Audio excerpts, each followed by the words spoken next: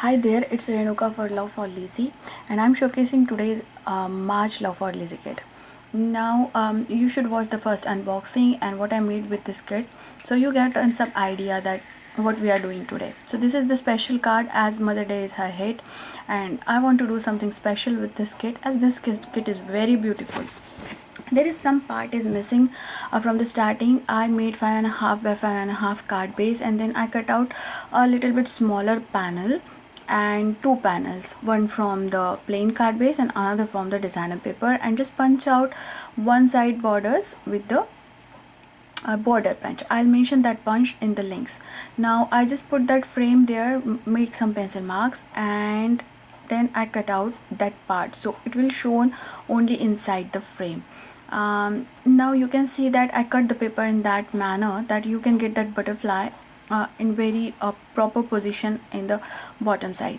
Now I decided to add the thinking of you sentiment here. I don't have any Mother's Day sentiment, but thinking of you sentiment works for everywhere and anywhere.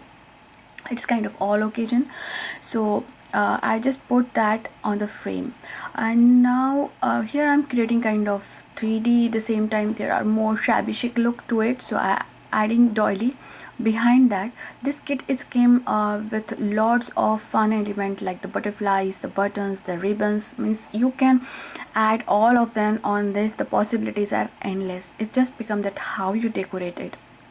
Now there are many beautiful pattern papers, and I just choose this butterflies light pink pattern paper. These two dies came with the kit, and I cut out those dies and make some butterflies. Now for this I'm just cutting the paper here, and I'm just tracing it. I'm not measuring anything, so you will get kind of a little bit bigger sometimes, so you can just snip it off, or the same time you will get exact same paper, so you can trim it out.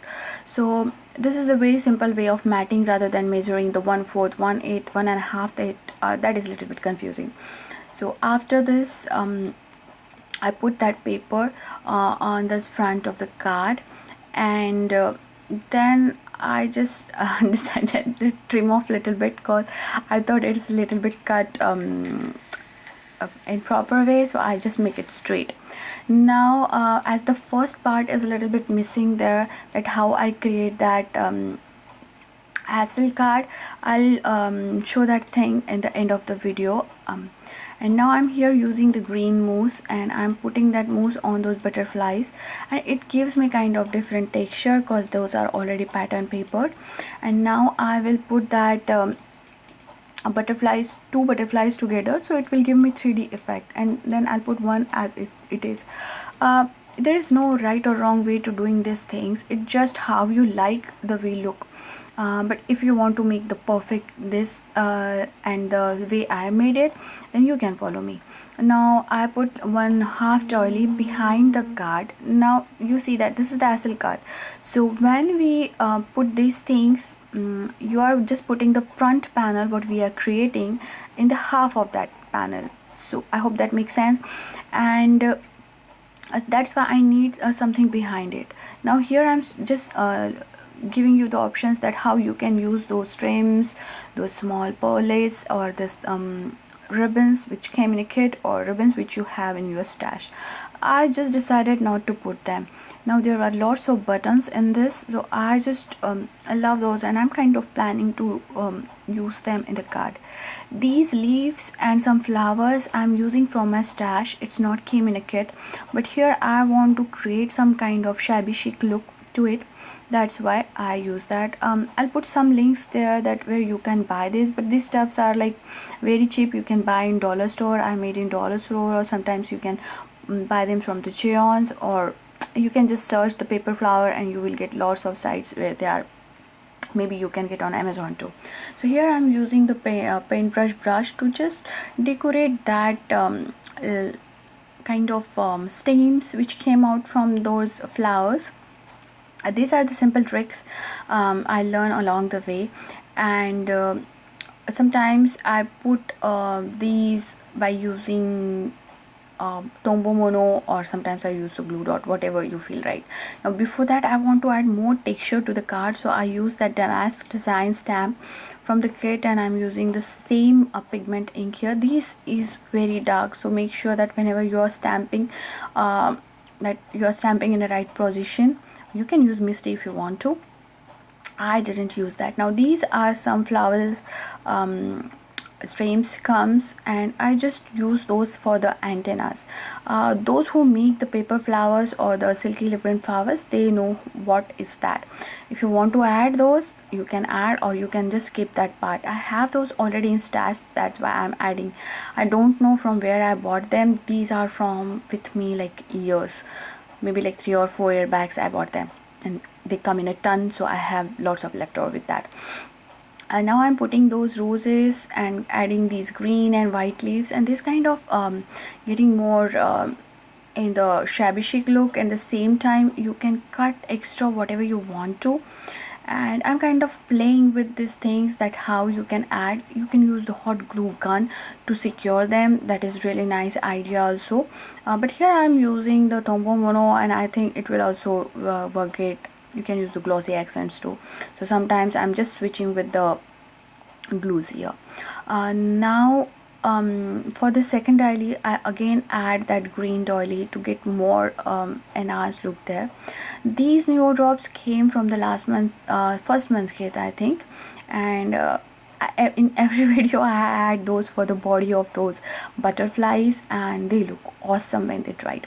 Now I'm just putting those flowers and those leaves, kind of button flowers, and kind of arranging them that how I want to look them. And then I decided to add a glue dots behind them to stick those buttons, and then I'm kind of filling those inside of the flowers to get a different look. At the same time, you can hide those two holes of the buttons. I hope that makes sense. And then I'm using again a glue dot to adding my butterflies. Wherever I think that I need a more strong adhesive, or it is like a moving part, I use the glue dots. And I'm again adding those butterflies. Now you can see that at the 5.5 I fold that exactly in half. I put one part of pattern paper inside it. So I just want to decorate inside too, so I'm using the same Martha Sweetheart decorative punch border here, and just covering all the 4 sides inside too. Now here you can skip that part, or you can just distress your inside pattern paper. The possibilities are endless, whatever you want to decorate this card. This is just my way of doing, or maybe this is the thing that what I feel right at that time. So I'm just putting those pattern papers. I'm not measuring anything. I'm just eyeballing the things and cutting excess off. Now you need to something hold that panel aside so it will stand tall. So you can use those pearls, but I decided to use that butterfly which came in a kit. It is a really beautiful, awesome butterfly. I just add more adhesive in the back so it will be strong. And now you can see that how it can just stop that panel from sliding. And now I'm putting the glue on the half part of that panel, and that completes the card. Now here you can add more things, and I will add up till the next now, but it's like the basic part is completed here, and I'll add more buttons and flowers and like the Nouveau drops that came in a kit. And I'm just extra adding something something to the card that should it look nice. And it likes the dew drops from the morning dew, dew drops from the Nouveaus. And I just want to make sure that kind of everything looks together and nice. And I'm kind of creating a garden here. And that butterfly which came in a pattern paper is also looking nice, but I just decided to want something more, so I'll add something there. And these are the white pale offs which came in this kit, and these are awesome. In real life they pop so nicely on this cardstock. This is a little bit pale and vintage color kit, so that white looks really awesome, although you can color them. And I'm adding a little bit of that mousse here, just putting there randomly. And then I will add little bit of star and gold glitter on those butterflies as well as that butterflies. So this kind of small things give a more pop to your card, or this kind of small things give a more nice look to your card. You can see in the pictures that how these things make a difference. Now as this card is too much bulky, you need to make a matching envelope for that, cause the regular size envelope will not fit this card. So I just place this card on the paper. It's normal A2 size paper, and then I'm using my Tim Hole scale, and I'm kind of just making a square out of it, and then I'll score that on each and every line, and see, then again fold it. Now after scoring it, I just decided to like counting 1 2 3 on that side. It's depend how bulky is your card. This time most of the times I go to half and a quarter, or fourth and a quarter, or 1/4 and a quarter, so it depends on your card. But while cutting those, you can go to the internal line, whatever you mark with the pencil. So after cutting all those 4 parts, now you can see that we are creating here kind of box kind of thing. So for connecting all these things, you can use a liquid glue, or you can use the tape runner, and I'm just putting that this is the bottom and this is the top. And then I will just make one same cardstock with that inside, so I will cover the whole thing, and I will put the glue runner there and just putting that card, and I'll fold that everything up. So now you can see that box is creating their way. After that, I just trim off little bit on the upper side corners also, and then I'll just remove those pencil marks. Most of the times I make pencil mark to see the things and how it works. Now I just seeing that how I want to put that. I can use liquid glue, or should I use the score tape, and score tape is a really better option to do such kind of stuff. You can use the liquid glue also, cause a liquid glue also give kind of room to move, and this is the envelope size you can see, and it's like you have a time to adjust your things. Now here I'm using again the same border punch. You don't have to use the same one, you can use this or skip this step, but I just like to decorate it and kind of making the matching envelope for that. So here I'm not measuring, I'm just putting the things around and seeing that what I have left. I have lots of papers with me, so I decided I'll use this polka dot paper in there and kind of covering the whole thing. And then I decided to add a little bit of lettering, although that didn't see much, but I love to add small things. Then I again use that punch and make kind of liner for that envelope. I place it, and then I will cut the excess. You can use the liquid glue here. I just use whatever I feel right that way, and then I'll put all these things together. So what helps me here, I cut that cardstock, so whenever I'm putting this box, it will not bend or go on either side. It will get that perfect box look while adding that first border scallop one. Now I'm just decorating this, so I decided I'd one more designer border to it, and I'll just put the whole thing. And this is the back side of my box, so this is the front side, and you can see that how that card goes inside very nicely. And then you can decorate the outside also. Options are endless, you can do whatever you want to. If you are not mailing, you can put a whole pattern paper on it, and if you want to mail this, I think it's a better idea to use the bubble envelope to mail it. And now I'm just using the same thing, the border, and I'm just kind of decorating the outside of it also. In this way you can make any size envelope. If you watch my previous video, which is the blog hop video, in that I make there is one separate project on that where you can make the DIY any size box envelope. So that is I do the similar way here, just the small little bit difference. So now I'm just stamping those butterflies. Those are not stamped very properly because I already boxed that, but I really like the look. It's kind of very earthy look, that it's not all natural. This is my stamp. I love to print my stamp on the bottom of the card.